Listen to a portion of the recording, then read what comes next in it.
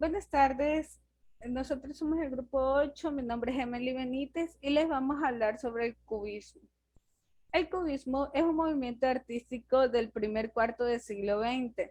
Surge entre 1907 y 1914 en Francia, encabezado por Pablo Picasso, Georges Braque y Juan Gris. Es una tendencia esencial, pues da pie al resto de las vanguardias europeas del siglo XX. No se trata de un ismo más, sino de la ruptura definitiva con la pintura tradicional. Tiene, tiene su origen en dos fuentes muy distintas. El impacto que causó en París la escultura africana e ibérica, la cual simplificaba las formas, y la influencia de Paul Cézanne, con su tendencia a reducir los volúmenes de los objetos reales a elementos esenciales. Tiene como primera fase el cubismo analítico o hermético. Lleva este término gracias a la cantidad de puntos de vista representados, por el análisis de la realidad y la descomposición de los planos de los distintos volúmenes de un objeto para que la mente captase en su totalidad. Se pretendía un arte más conceptual que realista. Algunas de estas obras parecen casi abstractas. En la obra El portugués de 1911 de Braque aparecen unas palabras y números, lo que abrió un nuevo periodo del cubismo, el cubismo sintético.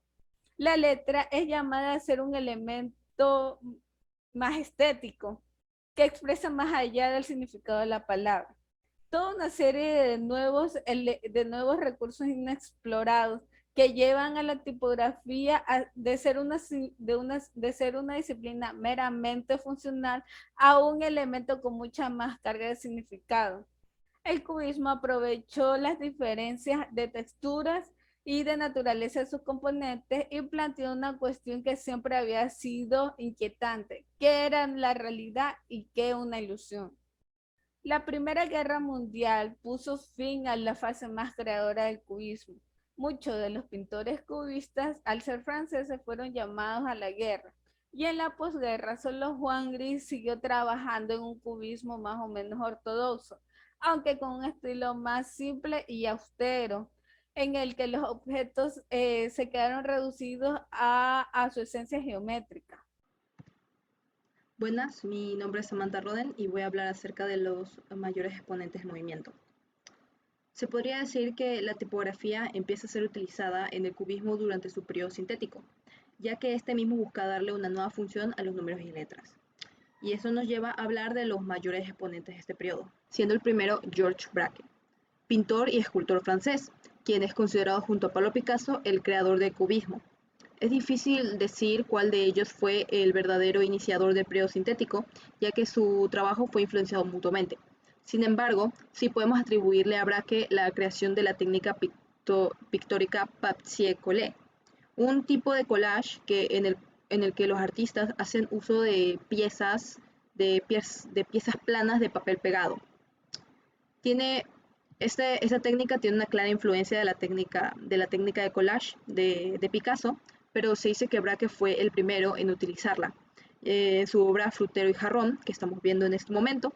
En la siguiente diapositiva podemos ver otro de sus trabajos, que guarda una gran similitud porque se utiliza la misma técnica y también hace uso de elementos como los recortes del periódico, um, trazos simples de carboncillo, también que forman figuras geométricas y especialmente podemos ver el uso de tipografías que forman también parte de la composición.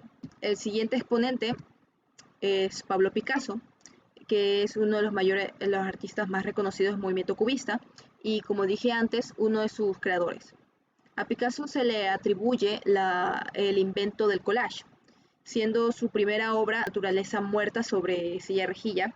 Y bueno, en el collage de Picasso también podemos ver las letras de Joe tomadas en la cabecera, que son tomadas de la cabecera del diario francés Le Journal.